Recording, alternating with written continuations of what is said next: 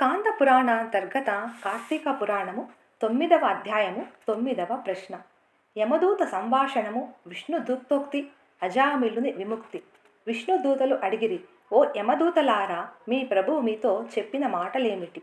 మీ యమదండనకు ఎవడు తగినవాడు? పుణ్యమనగా నేమి, పాతకమనగా నేమి? ఈ విషయములన్నింటినీ మాకు చెప్పుడు ఇట్లని విష్ణుదూతలు అడుగగా యమదూతలు ఇట్లు పలికిరి, ఓ విష్ణుదూతలారా, సావధానముగా వినుడు. సూర్యుడు, చంద్రుడు, అగ్ని, వాయువు, ఆకాశము, గోవులు, సంధ్యలు, పగులు, దిక్కులు, కాలము ఇవి మనుష్యుని పుణ్యపాపములను గురించి సాక్షులు. మేము వీరి సాక్ష్యముతో విచారించి పాపములను చేసిన వానిని దండింతుము. వేద మార్గమును వదిలి ఇచ్ఛానుసారముగా తిరుగుచు వేద శాస్త్రములను దూషించుచు సాధు బహిష్కృతుడైన వానిని మేము దండింతుము. బ్రాహ్మణుని, గురువుని, రోగిని పాదముల చేత తన్నువాడును, తల్లిదండ్రులతో కలహించువాడును అయిన వారిని మేము దండింతము. నిత్యము అబద్ధం ఆడుచు జంతువులను చంపుచు కులాచారంను వదిలిన వారిని మేము దండింతుము. ఇచ్చిన సొమ్మును తిరిగి ఇయ్యకున్న వానిని, డాంబికుని, దయాశాంతులు లేని వానిని, పాపకర్మల యందు ఆసక్తులై ఉన్న వారిని మేము దండింతుము. పరుని భార్యతో క్రీడించు వానిని, ద్రవ్యమును గ్రహించి సాక్ష్యముగా చెప్పు వానిని మేము దండింతుము. నేను దాతను అను చెప్పుకొను వానిని, మిత్రద్రోహిని, ఉపకారమును మరచిన వానిని, అపకారము చేయువానిని మేము దండింతుము. వివాహమును చెరుచువానిని, ఇతరుల సంపత్తులను చూచి అసూయపడు వానిని మేము దండింతుము.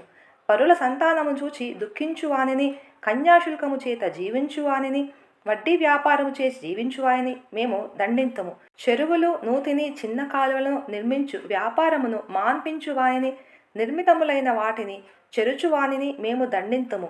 మోహము చేత మాతాపితుల శ్రాద్ధానమును విడిచిన వానిని, నిత్యకర్మను వదిలిన వానిని మేము దండింతుము.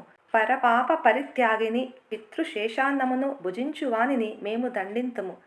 పరపాక పరిత్యాగము అనగా తాను వండిన అన్నముతో ఇతరులకు ఎంత మాత్రము పెట్టకుండా అంతయు భుజించువాడు.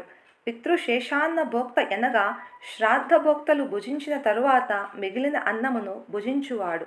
ఇతరుడు దానము చేయ సమయమున ఇవ్వవద్దు అని పలుకువానిని, యాచించిన బ్రాహ్మణుని కివ్వని వానిని, తన్ను శరణుజొచ్చిన వానిని చంపువానిని మేము దండింతుము. స్నానమును సంధ్యావందనమును విడుచువానిని, నిత్యము బ్రాహ్మణ నిందకు, బ్రాహ్మణ హంతకునికి, అశ్వహంతకునికి, గోహంతకునికి మేము దండింతుము. ఈ మొదలైన పాతకములు చేయు మానవులు యమలోకమునందు పోయి మా చేత యాతనలు అనుభవింతురు. ఈ అజామిలుడు బ్రాహ్మణుని వంశమందు జన్మించి దాసీ సంగలోలుడై పుట్టినది మొదలు చచ్చు వరకు పాపములను చేసినవాడు. ఇతని చేయబడిన పాపములకు మితి లేదు.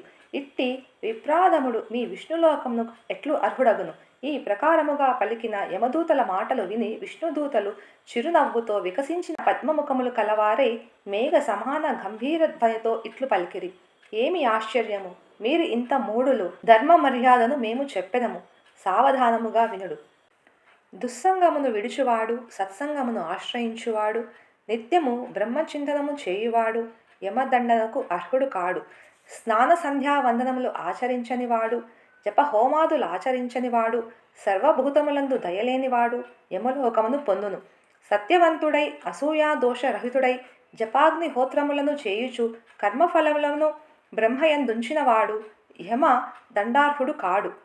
కర్తృభ్రోక్తి త్వాదులను సగుణ పరమేశ్వరుని యందు స్థాపించి ఈశ్వరార్పణ బుద్ధితో కర్మలను ఆచరించుటయే తాత్పర్యముగా కలవాడు యమ మందిరానికి వెళ్ళడు. అన్నదానము ఆచరించువాడును, జలదాతయు, గోదానకర్తయు, ఋషోత్సర్గకర్తయు యమలోకమును పొందరు. ఋషోత్సర్గము అనగా ఆబోతును అచ్చువేసి వదులుట. విద్యను గోరిన వారికి విద్యాదానము ఆచరించువాడును, పరోపకారమందు ఆసక్తి కలవాడును యమలోకమును పొందరు.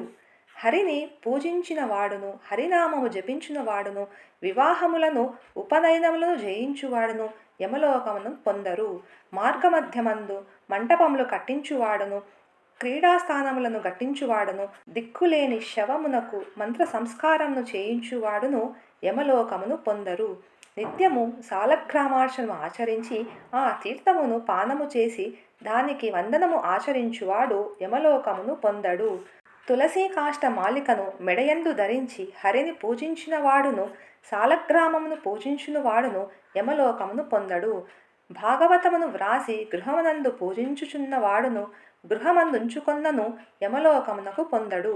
సూర్యుడు మేషతుల మకర సంక్రాంతుల యందు ఉండగా ప్రాతస్నానము ఆచరించువారు యమలోకమును పొందరు. రుద్రాక్షమాలికను ధరించి జపదాన హోమాదులను ఆచరించువాడు యమలోకమును పొందడు. నిత్యము అచ్యుత, గోవింద, అనంత, కృష్ణ, నారాయణ, ఓ రామాయని హరినామ సంకీర్తన ఆచరించువాడు యమలోకమును పొందడు. కాశీయందు మణికర్ణికా ఘట్టమందు హరిస్మరణ చేయుచు మృతి నొందిన ఎడల వాడు సర్వపాపములు చేసిన వాడైనను యమలోకమును పొందడు.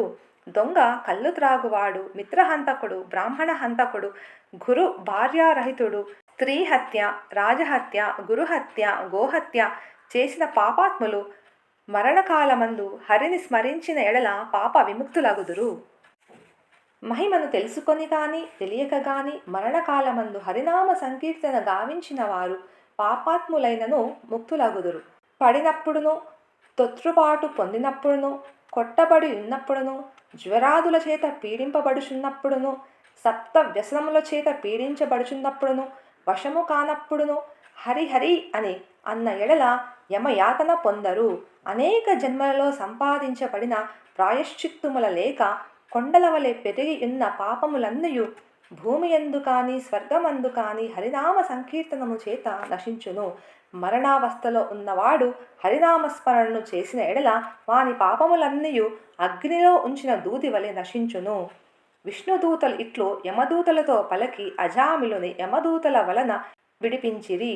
తరువాత అజామిలుడు విష్ణుదూతలకు నమస్కారము చేసి, మీ దర్శనం వలన నేను తరించి తిని. తరువాత విష్ణుదూతలు వైకుంఠమునకు పోయిరి.